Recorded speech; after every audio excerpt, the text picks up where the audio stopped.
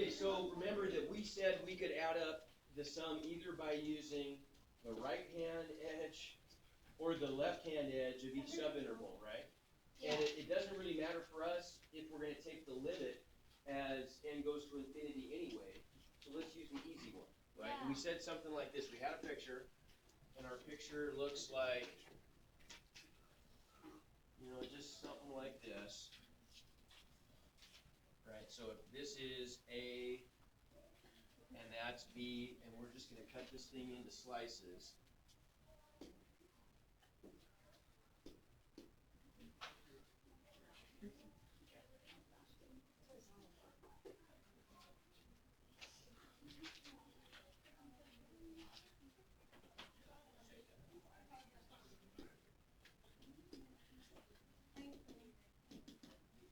Okay, so we said that if we're going to cut this thing up into n subintervals, right, then what's the width of each subinterval if we cut them uniformly?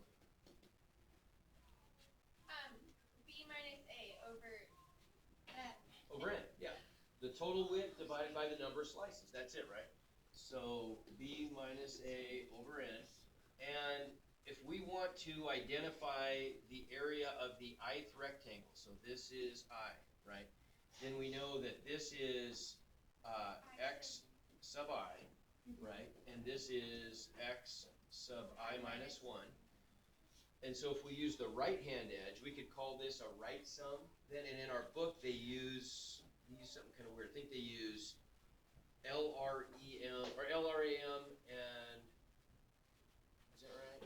Yeah, and RRAM for left and right sums using rectangles. And so the book, the one problem I assigned in your book, I think it asks you to do using the left-hand edge, but just as easily could be the right-hand edge.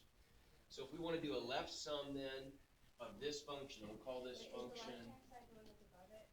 Well, in this case, left would be below, right? Because the function is increasing. So if I do a left-handed sum, like for the ith subinterval, that means I'm going to use the value of the function at the left edge of the subinterval to define the height of the rectangle. So in this case, that's going to give us an inscribed rectangle, right? Okay, the right-hand sum, in this case, because the function's increasing, I'm going to define the height of the rectangle by the value of the function at the right edge. And so that's going to give us a circumscribed sum. Okay? So then we would say that the area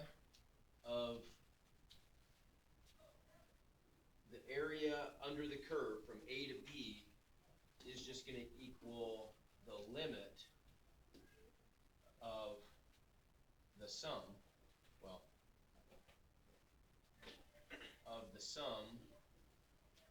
of all of the rectangles.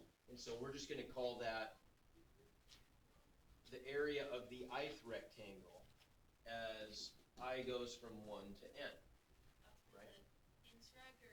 Right? Well, let's do the circumscribed one first. So this is going to be A sub r, we'll call it, for the right, using the right-hand edge of each subinterval. Okay, we might call it a right sum as opposed to a left sum. So the right sum then, we said that's going to be the height of the function. Well, that's just f of A plus I delta x, right? That's what x sub I is. It starts at A. Remember, the interval starts at A, and we're just going to take I steps of width delta x to end up there. Okay, while we're at it, x sub I minus 1 would just be A plus, what do I put instead of an I? 1 plus I minus 1, right? Just one less step. So I'm going to start at A, but if I want to get to the left-hand edge, I'm only going to walk over delta x I minus 1 times, right? Okay, so for this one, we just get f of A plus I delta x. That's the height times the width is delta x, right? And we're just going to take the limit as n goes to infinity, and we got it. Right? Okay, to get the left-hand sum, to be exactly the same. Yeah. Only now we're going to add up f of a plus I minus 1 times delta x to get the height, right? Times delta x. I goes from 1 to n as n goes to infinity, right? Yes, ma'am. This is the stuff that you're not testing us on, correct? This is this, right. We're not really going to do any of But you this just want except us when to we know the trick. understand And we'll learn the trick today together. We'll learn the trick. Yes. Yeah. Is there really a point to do a couple of red? No, there's not. And here's the big point: is that, and we've already kind of said this, because n's going to infinity anyway. Let's do the most convenient one, right? And the most convenient one is not this one, right? So when we write a Riemann sum, we write it a little differently. We're going to write it like this. A Riemann sum, a perfect Riemann sum, looks like the area equals the limit of the sum of f of, we'll call it c sub I. C stands for convenient. We're going to pick the most convenient place to add up the area, which is always the right-hand side, right? Say it again. So C sub I, we have a bunch of choices. Well, this is the one that we're going to pick for C sub I because it's convenient. We could choose any one we want to. We could choose the midpoint if we wanted to of each segment, or of each interval. Why would we do that, though? It makes it harder. We could choose the left. The right is the simplest. The math works out the easiest if we choose the right. So that's what we'll do. So it's f of c sub I, and then times delta x sub I to allow for the possibility that what if we wanted to add up, if we wanted to slice this thing non-uniformly, okay? And so we're going to add this up as I goes from 1 to n, and we're going to take the limit as what we call the norm shrinks to 0. And the norm, and this is just a bunch of gobbledygook that we're going to immediately discard. This is to make it extremely general, but when we write a Riemann sum, we're always going to end up just saying, okay, this is the general formula, but we're going to let c sub I equal x sub I, and we're going to make all of our slices uniform. Okay, what this really means, the norm is just defined as the widest subinterval. Is that two straight lines or is that like Yeah, it's like a double absolute value block. Yeah, and so that's our technical definition of a Riemann sum. We just want to, and it makes sense that if the widest subinterval is going to go to 0, then it's going to fit the curve perfectly, because all the other ones are narrower. And so if this one goes to 0, then they're chased to 0 even more quickly, right? For us, though, we'll immediately say, okay, yeah, that's the definition of a Riemann sum. But for us, it's always going to equal the limit of the sum of f of a plus I delta x times delta x from 1 to n as n goes to infinity. Right? Because if they're uniformly sliced, then we know that as n goes to infinity, delta x would just shrink to 0, wouldn't it? Right? Everybody see that? So this is our starting place every time. Okay? That's what we call, once again, this is the Riemann sum. Okay? So do you mind filling up the tiny one? Say it again. Just fill it up the tiny little bit. Oh, go up a little bit? Yeah. Like right there? Yeah. Okay.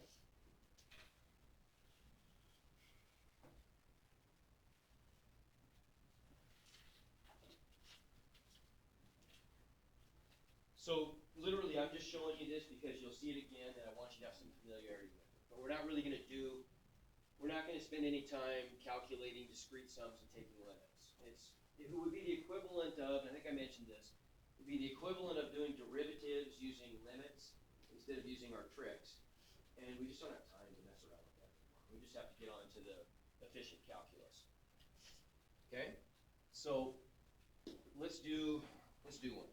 Let's take, for example, let's take a function. Let's call it f of x equals x. And we're going to add up the area under the curve on the interval from a to b. Okay? So we start with our general Riemann sum.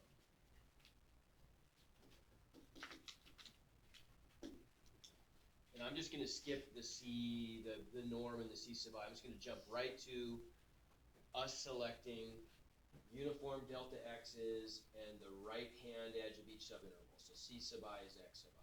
So we'll just jump right to this.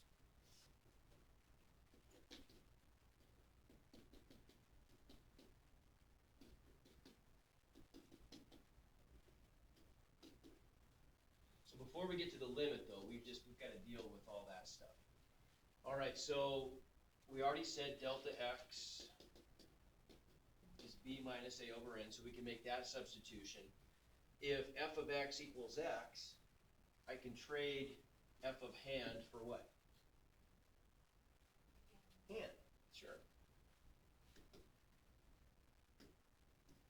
So now we've got the limit of hand, which is a plus I times delta x, but we're going to write the delta x, how about, as a b minus a over n.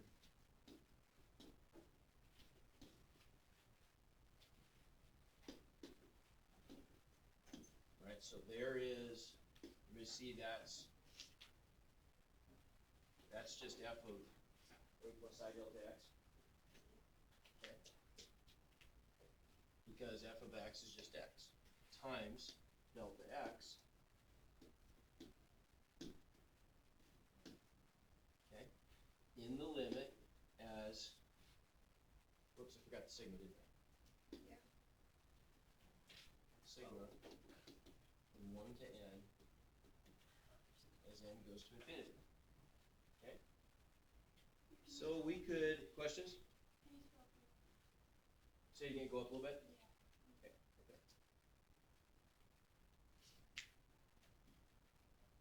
Okay. Okay, so Why did you leave that space? Just because? at the end, you mean? Yeah. I just because. Okay. I didn't plan ahead very well. Okay. Thanks for pointing that out. I'm sorry.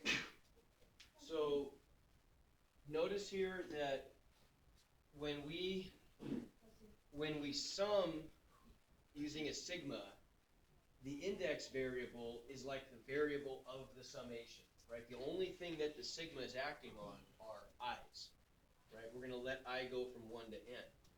So this factor right here, this b minus a over n, doesn't have any i's in it. So as far as the sigma is concerned, it's a constant. So to make things easier, we could, if we wanted to, pull that outside of the sigma, right?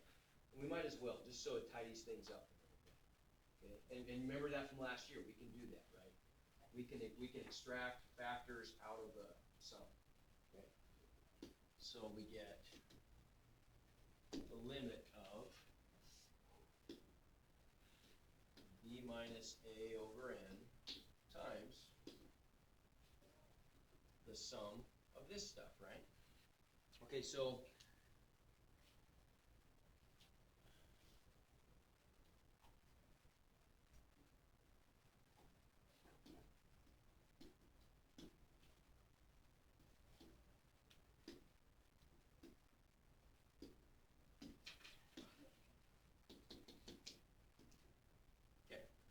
questions?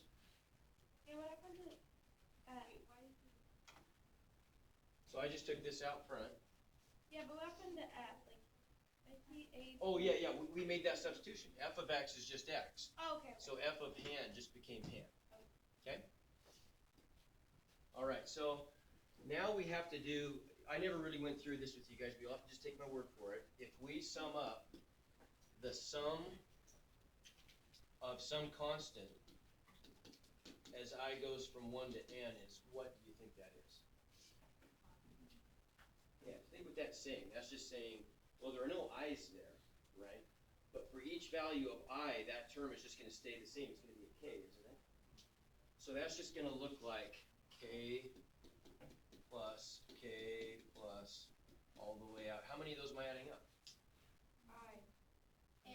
N of them, aren't I? Right? So it's just equal to Kn.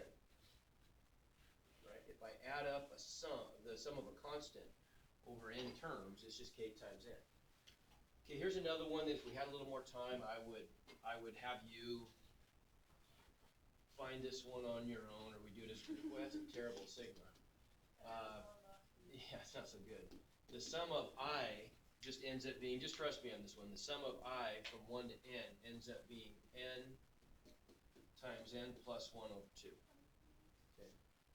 It just always works out that way for some reason.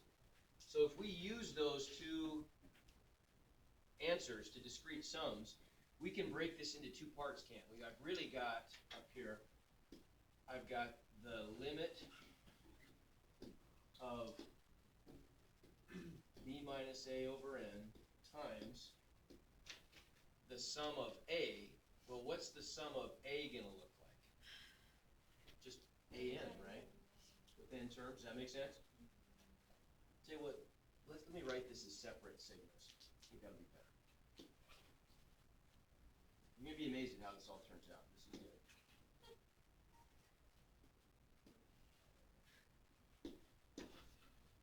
Times the sum of a plus, I could take the b minus a over n out in front of the other sigma and just have the sum of I. I'm not going to write the I goes from 1 to n, but it's there on all the sigmas, right? Okay, so what's that equal to then? So that equals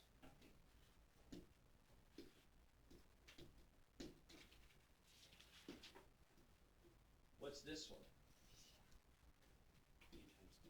An. Yeah. What's this one? Right? Because I added up the sum of a as I goes from 1 to n. That's just like a plus a n times. But what about the b minus a? I've done that one. Oh, okay. That one's coming up. Okay, plus b minus a over n times the sum of I, which is going to be n, we said, times n plus 1 over 2. Okay? Okay? Don't move? Okay, won't move. Don't move.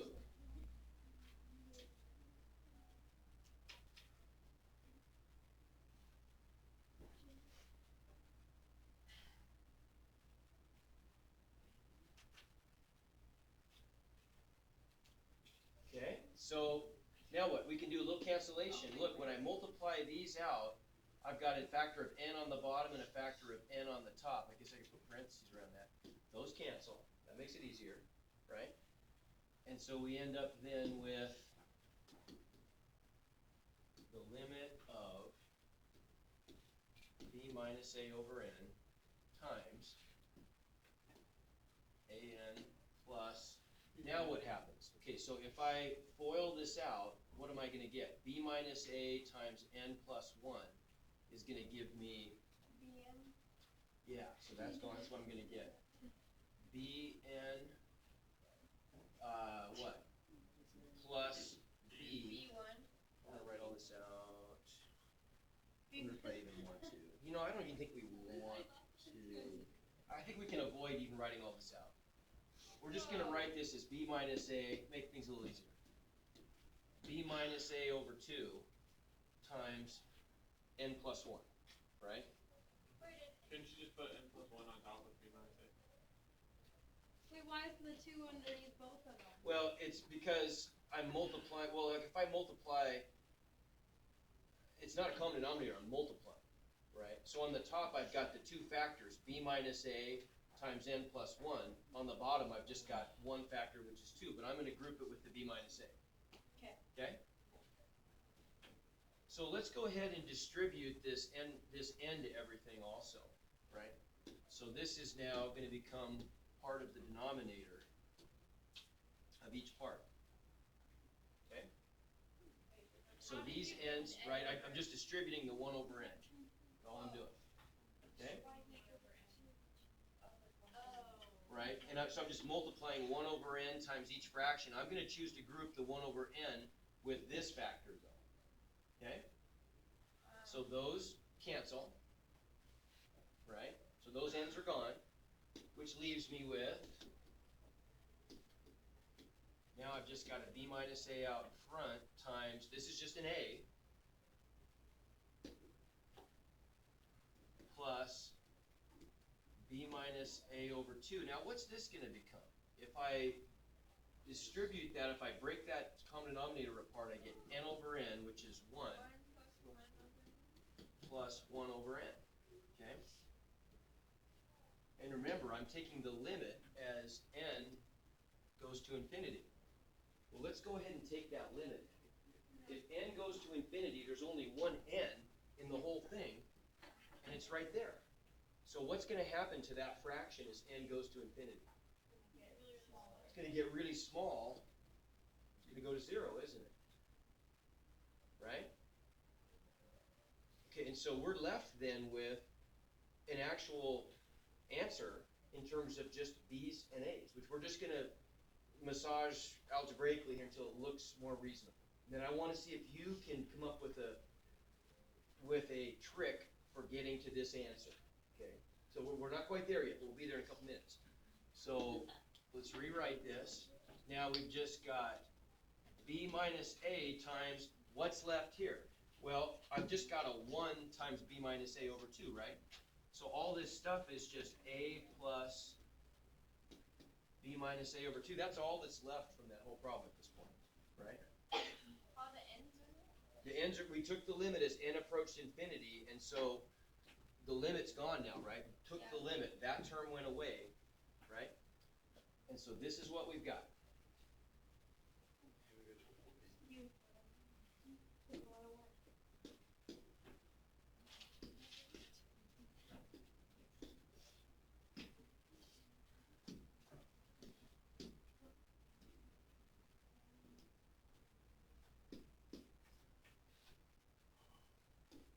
So there's my area, right? Okay, so what happens here now? If I go ahead and break this apart, let's just work on this little part right here for a second. That's going to give me a plus b over 2 minus a over 2, right? Yeah. And a minus a over 2 is just a over 2, right? So this now becomes a over 2 plus b over 2 times b minus a. Right? Okay, that's the same thing. Let's write this as, let's pull the 1/2 out front. How about? So we've got this, I've got a common denominator of 2. Let's pull that out front. And then I've got b minus a, and then a plus b. But let's write it as b plus a. What's that look like? B minus a times b plus a.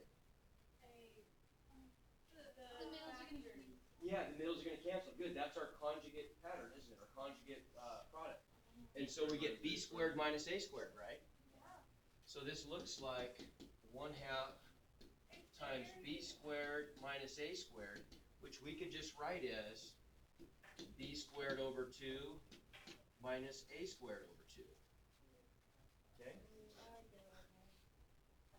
Okay? I'm going to show you a trick. There's another way we could write this. So the area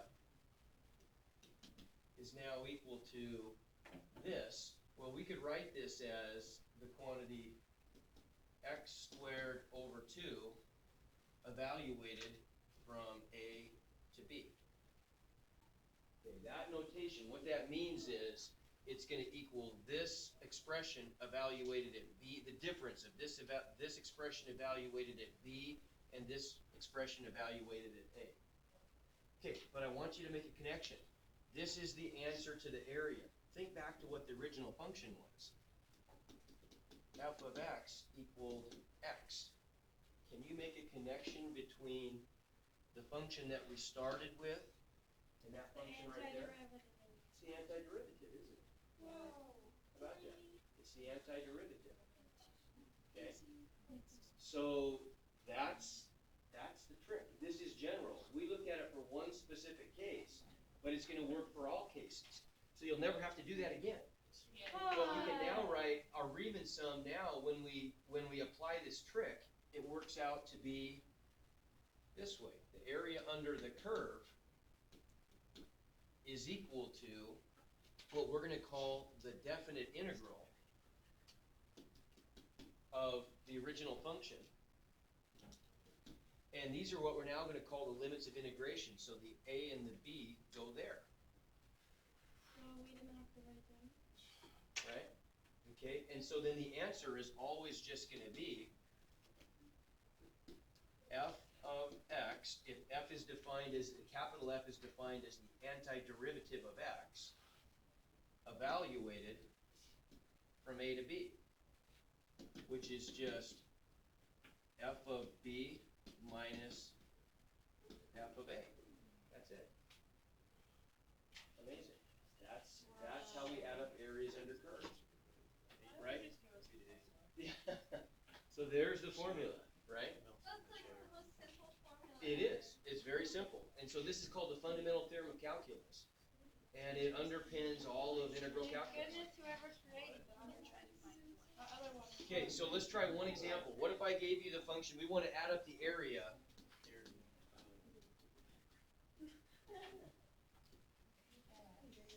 So let's find the area for the next page. Find the area under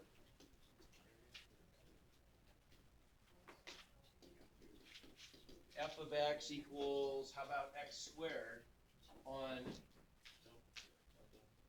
1 to 3. Okay, let's find that. How are we going to do that? Find the antiderivative. Okay, antiderivative. Question, Cammie? Yeah, so you said that so the answer is always going to be the antiderivative. Yes. You're trying to find what? Area under a curve. Okay. Area under a curve. So this is equal to then, we can set up a definite integral for this. It's equal to the integral of f of x, which is x squared, dx, evaluated from 1 to 3. Right? So all we've got to do then is just play calculus Jeopardy. And isn't it amazing that those things are connected? Because why would they be connected? But they are. Right? I mean, if you really think about it in terms of some area, I mean, you can kind of see why they are, but it's surprising, right? That the antiderivative, which seemed to have nothing to do, with adding up areas under curves, ended up being the trick. What did we get? 1/3 x cubed. Say it again. Oh, remember, that's how we always write an antiderivative, right? Okay. Only, you see the difference here? The one feature that's now different is the limits of integration, right? So keep this in mind. When we take a plain old antiderivative, what we're going to get back is a family of curves. We're going to get back a function plus c, right? Does that make sense? When we add up an area under a curve, we're getting back a number, because this is literally equal to a numerical area under the curve, right? So this gives us then, what's the antiderivative of x squared? X cubed over 3 evaluated from 1 to 3. So all that is then is just, we're going to evaluate it at 3. So we're going to get 3 cubed over 3 minus 1 cubed over 3, and that's our answer. Wait, why does it go to the third power? Because the antiderivative of x squared is x cubed over 3, because that's the function we would differentiate to get x squared. Yeah, but then how did you cube that in? Whoops, sorry. I didn't mean to cube that in. Okay. Oh, no, I didn't. I didn't That's cube it. 1 to 3. I didn't. See, those are the limits of integration. Oh, I see. 1 to 3, right? Sorry. Right? So you see what that means then? So when we write something like this where it looks like it's got a subscript and a superscript, those are limits, right? Those are the limits of integration. Okay? And so what do we get then? 3 cubed over 3 is the same as 3 squared, so that's 9 minus 1/3 is 26/3, So 26. right? That's it. That's the area under the function x squared, 1 to 3. How easy, right? There's Okay. Hey, Lloyd, Yeah. come back to the page before this for a second. Okay. Page before this? Yeah. That one right there? And then scroll down. Right. Okay. So right there happens FB minus FA.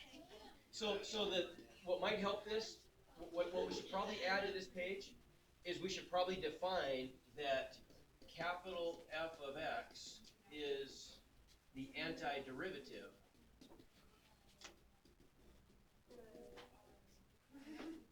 of little f of x. Okay? Make sense? Oh, yeah. Okay. And so now the rest of the year for us is just practicing this stuff to some degree. I mean, that's it. Those are the tricks. No, didn't say that. So you say you have f of b minus f of a, so you have to take your derivative, antiderivative. I can see what, Plug in. I can see why you didn't touch over that. What's that? I can see why you didn't test over that. That's Yeah, why you yeah. didn't test over that. Yeah. It's a lot of effort for not that much To payback. find out that it's not. This is Yeah. x cubed